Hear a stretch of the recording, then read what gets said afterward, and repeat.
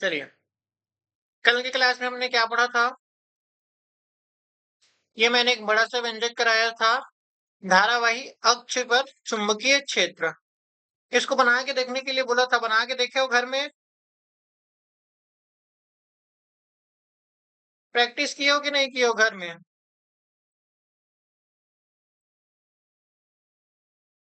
देखो, मैंने आपको क्या पढ़ाया था? एम्पियर का परिपथीय नियम पढ़ाया था, है ना? परसों की क्लास में मैंने आप लोग को क्या पढ़ाया था? एम्पियर का परिपथी नियम। और मैंने आपको कहा था कि इसके हमको क्या पढ़ना है? अनुप्रयोग पढ़ना है, दो अनुप्रयोग पढ़ना है। तो पहला अनुप्रयोग जो बनता है वो इसी के जैसे बनता है। तो ये मैंने आप लोग को बना के देखना बोला था और बन जाएगा, ऐसे भी बताया था। हम देखेंगे दूसरा अनुप्रयोग। ठीक है, कौन सा अनुप्रयोग देखेंगे आज? दूसरा अनुप्रयोग। और उस दूसरे अनुप्रयोग में आप हेडिंग लगाइएगा, लंबी धारावाही परिनालिका के कारण, लंबी धारावाही परिनालिका के कारण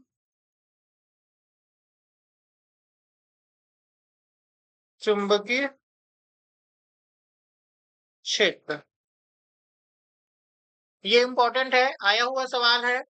ये 2025 में पूछा गया था, 25 या 24 में ऐसे पूछा गया था, ये बोर्ड परीक्षा में। ठीक है, याद रखना। सबसे पहले हम समझते हैं कि धारावाही परिनालिका क्या होती है। ठीक है, सबसे पहले हम क्या देखेंगे कि जो धारावाही परिनालिका है, एक मिनट, वो क्या होती है। सबसे पहले हम किसके बारे में देखते हैं? परिनालिका के बारे में देखते हैं कि परिनालिका क्या है।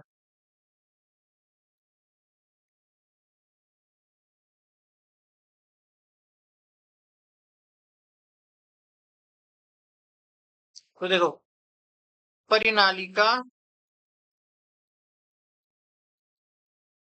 एक लंबी बेलनाकार, एक लंबी बेलनाकार कुंडलिनी होती है। और बेलनाकार कुंडलिनी होती है जो किसी विद्युत पदार्थ में, जो किसी विद्युत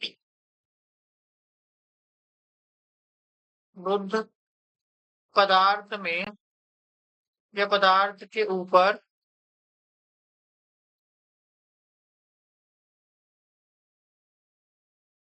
तांबे के तार को, ठीक है, तांबे के विद्युत रुद्ध पदार्थ को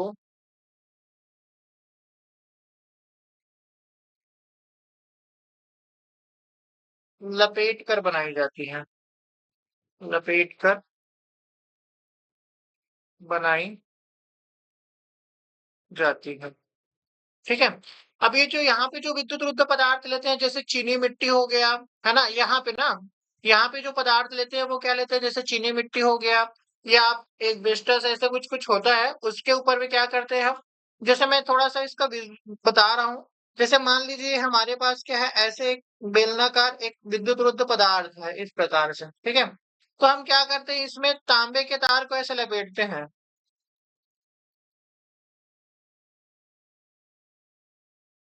ये इस प्रकार से तांबे के तार को क्या किया जाता है? लपेटा जाता है। तो ये यही क्या कहलाता है, और इसी को हम जो जितना बार हम लपेटे इसी को क्या कहा जाता है? फेरा कहा जाता है। ये क्या होता है? तांबे का तार होता है, तांबे का तार। तो इस प्रकार से ये जो हमको प्राप्त होता है, इसी को क्या कहते हैं? हम परिनालिका कहते हैं। आया समझ में?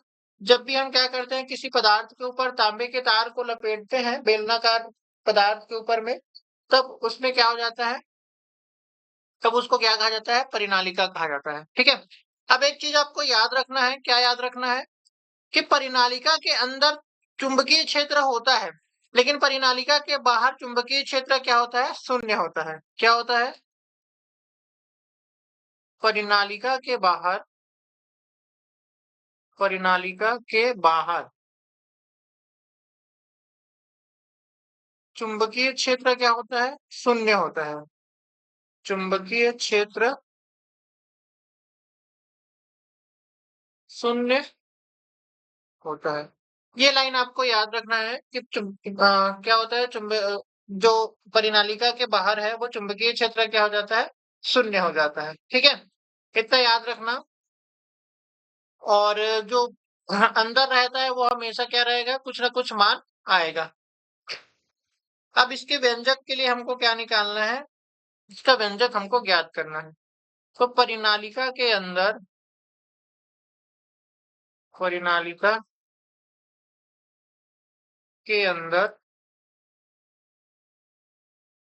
चुंबकीय क्षेत्र के लिए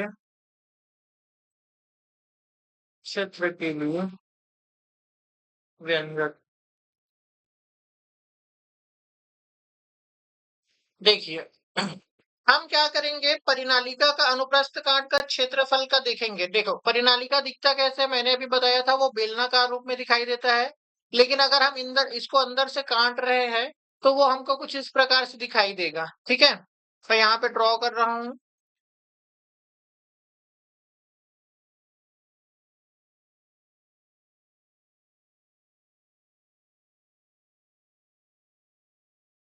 ये इस प्रकार से हमको दिखाई पड़ेगा वो।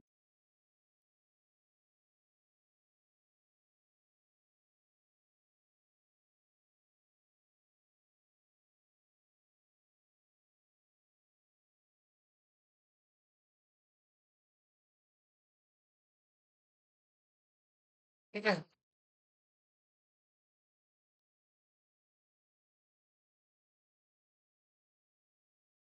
हम क्या करेंगे? इसके अंदर एक एक आयताकार लूप की कल्पना करेंगे। ऐसे एक आयताकार लूप की हम क्या कर रहे हैं? कल्पना कर रहे हैं। A B C D, A B C और ये डी। ठीक है? इसका डिस्टेंस क्या है? एक्स है। तो ये वाला आमने सामने का डिस्टेंस भी क्या हो जाएगा? एक्स ही हो जाएगा। ठीक है? ये आपका एस और ये हो जाएगा आपका एन। इसके बाहर जो चुंबकीय क्षेत्र होगा वो कितना होगा? शून्य होगा। इसके बाहर जो चुंबकीय क्षेत्र होगा वो कितना होगा? शून्य होगा। हमको कहाँ निकालना है? अंदर में निकालना है। देखो, ये किसका डायग्राम है? परिनालिका का ही डायग्राम है। लेकिन जब हमने उसको क्या किया है? अंदर से ऐसे उसको काटा है। ठीक है? तब ये क्या है? परिनालिका का चुंबकीय क्षेत्र के लिए व्यंजक के लिए यही डायग्राम आपको यूज करना है। ठीक है? हालांकि जो परिनालिका होता है वो कैसे होता है? बेलनाकार में होता है। लेकिन जब हम उसको काट रहे हैं अंदर से तो वो हमको कुछ इस प्रकार से क्या दिखाई दे रहा है, ऐसे हमको मान के चलना है। ठीक है? देखो, हम क्या करेंगे? इसके लिए मैं थोड़ा सा बता देता हूँ। हमने चुंबकीय क्षेत्र ज्ञात करने के लिए क्या किया है? यहाँ पे जो को ए बी सी डी एक आयताकार लूप की कल्पना कर रहे हैं। ठीक है? इस लूप में क्या हो रहा होगा? धारा प्रवाहित हो रहा होगा। इस लूप के कारण हम क्या निकालेंगे? चुंबकीय क्षेत्र निकालेंगे। तो इस लूप के कारण निकालेंगे तो क्या हो जाएगा? हम इसका समाकलन करेंगे। पहले क्या करेंगे? ए से बी चलेंगे, फिर बी से सी, सी से डी और डी से ए चलेंगे। ठीक है? और उस कंडीशन में देखेंगे कि कौन कौन सा पॉइंट हमको परिनालिका के बाहर मिल रहा है। आप ध्यान दीजिए, ये पॉइंट डी और पॉइंट सी, ये दोनों क्या है? परिनालिका के बाहर है। ठीक है? और चुंबकीय क्षेत्र की दिशा क्या है? ये है ना, चुंबकीय क्षेत्र की दिशा क्या है? ये है। बी वेक्टर की दिशा ऐसे है। और अगर हम बी से सी चल रहे हैं तो जो बी से सी चलेंगे मतलब ये ऐसे ऊपर चलेंगे। चुंबकीय क्षेत्र की दिशा ये है, और हम चल रहे हैं ऐसे, मतलब एंगल कितने का बनेगा? 90 का बनेगा। ये दो बात आपको ध्यान रखना है। कौन कौन सा? एक तो हम अगर चुंबकीय अक्ष लिए आयताकार लूप लिए हैं तो वो लूप जो है वो परिनालिका के अंदर है कि बाहर है। दूसरा बात, ये जो लूप है वो चुंबकीय क्षेत्र से कितने एंगल का कोण बना रहा है। ठीक है? उसके हिसाब से हमारा एंगल क्या होगा? डिसाइड होगा। ठीक है? अब देखो, मान लो किसी परिनालिका के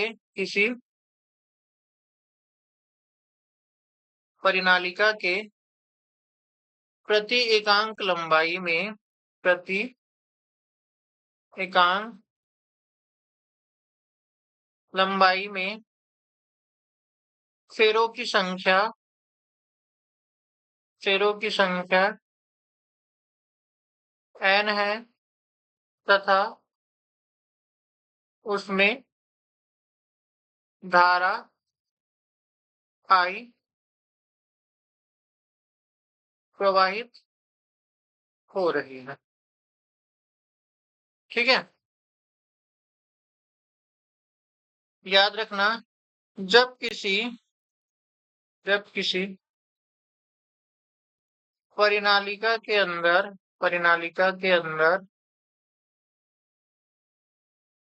विद्युत धारा प्रवाहित की जाती है, विद्युत धारा प्रवाहित की जाती है,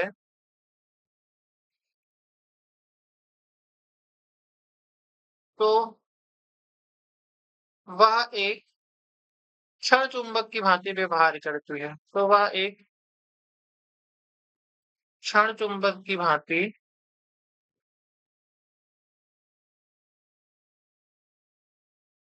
व्यवहार करती है। कैसे व्यवहार करती है? क्षण चुंबक की भांति व्यवहार करती है। ठीक है? परिनालिका के अंदर, ये सब नहीं लिखोगे तब भी से चल जाएगा। ठीक है, मैं अभी लिख दे रहा हूँ। ठीक है, परिनालिका के अंदर चुंबकीय क्षेत्र चुंबकीय क्षेत्र एक समान, बी वेक्टर एक समान तथा परिनालिका के बाहर परिनालिका के बाहर चुंबकीय क्षेत्र शून्य होता है। चुंबकीय क्षेत्र शून्य होता है। शून्य होता है। देखो, एग्जाम में ये वाला लाइन नहीं लिखोगे तब भी चल जाएगा, क्योंकि आपने ऊपर तो लिख दिया है। ठीक है, तो मैं अभी आपको समझाने के लिए लिखा रहा हूँ। ठीक है, एग्जाम में अगर आपके पास टाइम की कमी है तो ये कुछ कुछ लाइन्स होते हैं वो आप स्किप कर सकते हैं। ठीक है, ऐसे एकदम जरूरी नहीं रहता है। ठीक है, देखो, आप यहाँ से भी लिख सकते हो। कैसे लिखोगे? हमें परिनालिका के अंदर हमें परिनालिका के अंदर परिनालिका के अंदर किसी बिंदु पर किसी बिंदु पर चुंबकीय क्षेत्र ज्ञात करना है। चुंबकीय क्षेत्र ज्ञात करना है। इसके लिए हम क्या करेंगे? अब एक धारदार लूप, इसके लिए इसके लिए एक आयताकार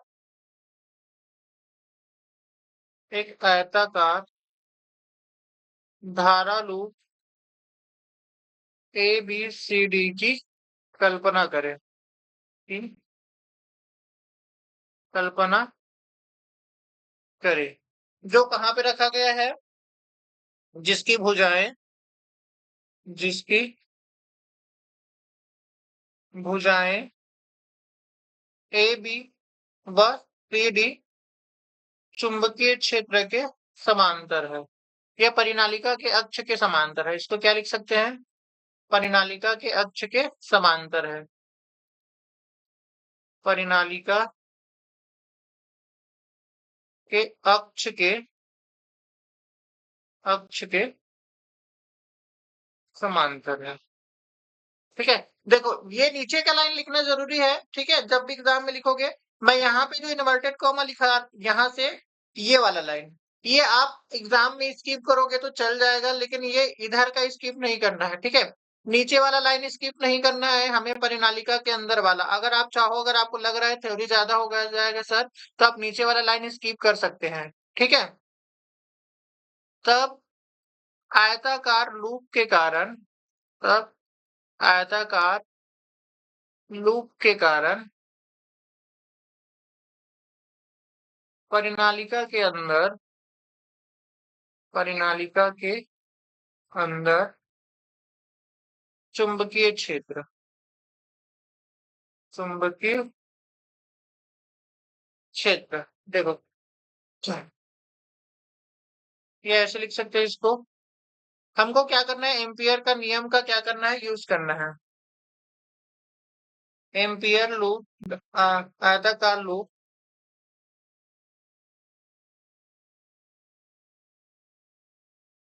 ए बी सी डी के चारों ओर, के चारों ओर बी वेक्टर का रेखीय समाकलन, रेखीय समाकलन क्या हो जाएगा?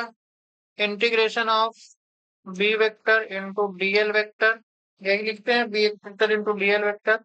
ये क्लोज्ड इंटीग्रेशन हो जाएगा। अब देखो कहां से कहां तक होगा ये देखते जाओ। ये क्लोज्ड इंटीग्रेशन ए से B, B vector into DL vector plus B से कहा सी तक, B vector into DL vector plus C से कहां तक डी तक, ये B vector into DL vector plus D से कहां तक, देखो डी से कहां तक ए तक, B vector into DL vector. अच्छा सर हमने ऐसा क्यों लिया है? तो यहाँ पे देखो आयताकार लूप के चारों ओर निकालना है, चारों ओर निकालना है मतलब क्या हो जाएगा? चारों ओर निकालना है मतलब हम ऐसे चलेंगे। देखो सबसे पहले हमने कौन सी भुजा लिया? ए से बी लिया। अब दूसरी भुजा लेंगे तो ये क्या हो जाएगा? बी से सी हो जाएगा। फिर तीसरी भुजा लोगे तो सी से डी, और चौथी भुजा लोगे तो क्या हो जाएगा? डी से ए।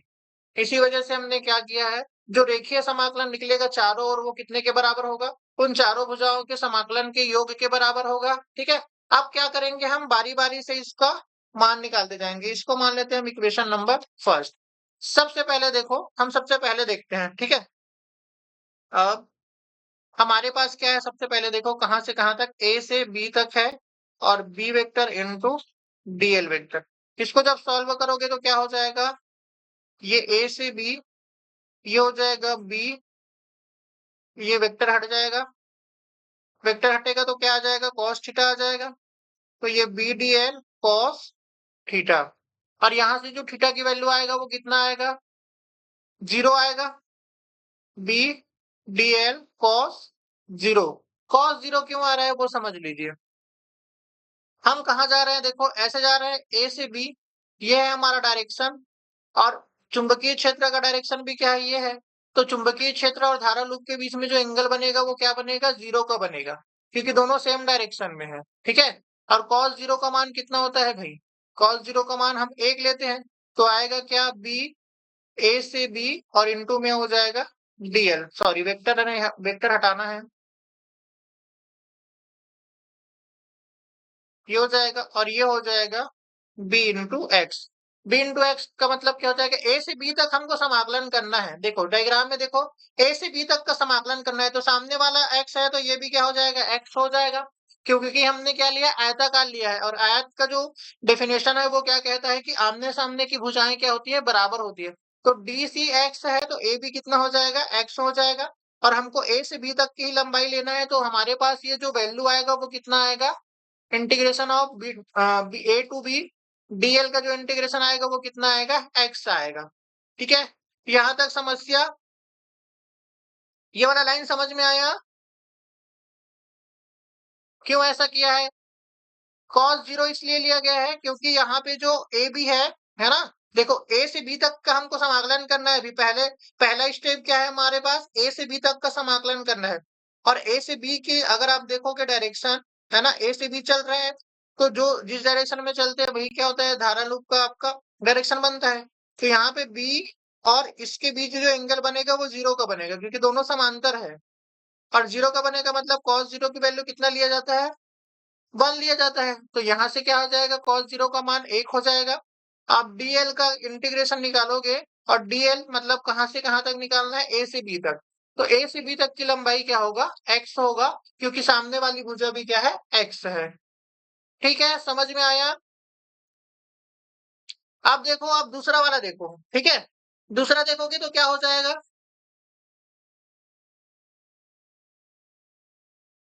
आप देखो integration b to C B DL vector, ये क्या हो जाएगा? इंटीग्रेशन बी टू सी, और ये हो जाएगा बी डीएल कॉस थीटा, यही हो जाएगा।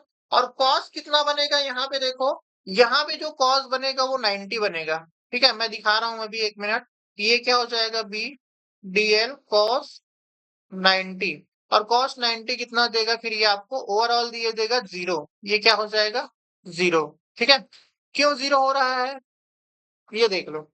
बी से सी जाना है, ऐसे जाना है, और इसका डायरेक्शन क्या है देखो, हम ऐसे जा रहे हैं और बी वेक्टर का डायरेक्शन इधर है, तो एंगल कितने का बनेगा, 90 का बनेगा। समझ में आया। तो ये वाला तो क्या हो गया, 0 हो गया।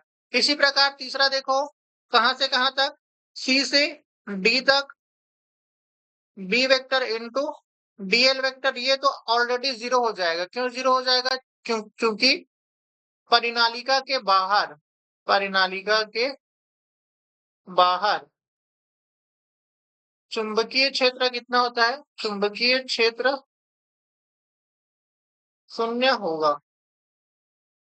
देख लो, सी से बी डी जाओगे आप, सी से डी जाओगे तो ये दोनों बिंदु कहाँ है, परिनालिका के बाहर है। और मैंने आपको बताया था कि परिनालिका के बाहर जो चुंबकीय क्षेत्र होता है वो कितना होता है, 0 होता है। तो डी से सी चलोगे तो क्या हो जाएगा, 0 हो जाएगा। अब वापस से जब डी से ए आओगे तो फिर से एंगल कितने का बन रहा है, देखो 90 का बनेगा, क्योंकि यहां से ऐसे आ रहे हो, 90 का फिर से बनेगा। आप ऐसे आ रहे हो, ये ऐसे है, इधर से आ रहे हो तो 90 का बनेगा फिर से।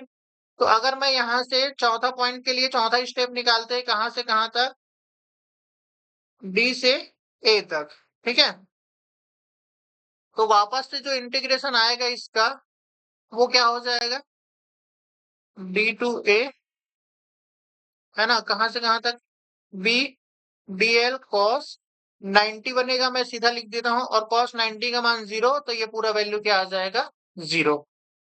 आया समझ में। समीकरण 1 में मान रखने पर, समीकरण 1 में मान रखने पर, अगर समीकरण 1 में मान रखोगे तो क्या हो जाएगा, enclose integration B vector DL vector, ये क्या हो जाएगा, देखो पहला आपका मान आ जाएगा बी एक्स, और बाकी सब क्या आएगा, फिर 0 आएगा। बाकी सब क्या आएगा आपके पास, 0 आएगा। तो जो आपके पास जो आ रहा है वो क्या आ रहा है, closed integration of B vector DL vector, ये कितने के बराबर आ रहा है, बी एक्स के बराबर आ रहा है। ठीक है, यही हो रहा है। अब देखो, हमने फेरों की संख्या कितना माना था, एक्स माना था, सॉरी एन माना था। फेरों की संख्या कितना माना था, एन माना था। तो यहां से क्या हो जाएगा, अतः आयताकार लूप में, आयताकार लूप में फेरों की संख्या, फेरों की संख्या एन एक्स होगी। क्योंकि भाई हमने एन जो माना था वो कहाँ पे माना था, एक अंक लंबाई पे माना था। अब पूरे आयताकार में मानोगे तो कितना हो जाएगा, एन एक्स हो जाएगा। ठीक है, और उसमें प्रवाहित धारा क्या माना है, आई माना है। ठीक है, चूंकि प्रत्येक फेरे से, प्रत्येक फेरे से धारा आई प्रवाहित हो रही है, धारा आई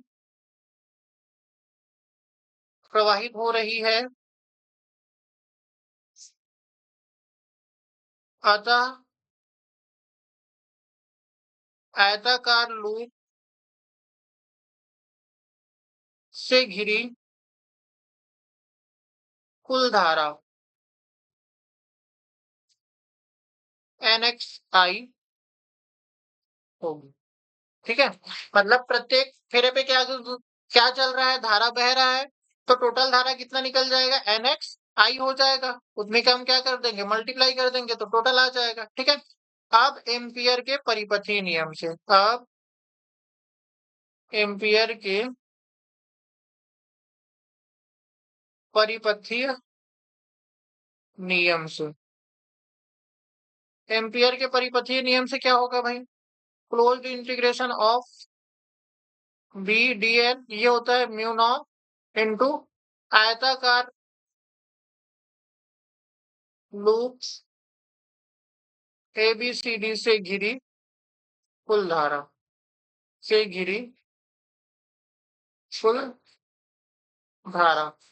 तो ये हो जाएगा close integration of B DF, ये हो जाएगा म्यू नॉट और इनको में हो जाएगा एन एक्स आई। इसको मान लेना आप समीकरण 2 और ये हो जाएगा आपका समीकरण 3। ठीक है। अगर समीकरण 2 और 3 की तुलना करोगे तो क्या हो जाएगा, समीकरण 2 और 3 से, समीकरण 2 व समीकरण 3 से दोनों का लेफ्ट हैंड साइड बराबर है तो राइट हैंड साइड को बराबर कर दो। तो ये हो जाएगा mu not an x I. X से एक्स क्या हो जाएगा, कैंसिल हो जाएगा। तो v इज इक्वल टू मिल जाएगा आपका म्यू नॉट एन आई। तो ये क्या है, परिनालिका के अंदर चुंबकीय क्षेत्र का व्यंजक है। ठीक है, यही क्या हो जाएगा, यही अभिष्ट व्यंजक है। ठीक है, समझ में आया? कहीं पे किसी को कोई डाउट है क्या?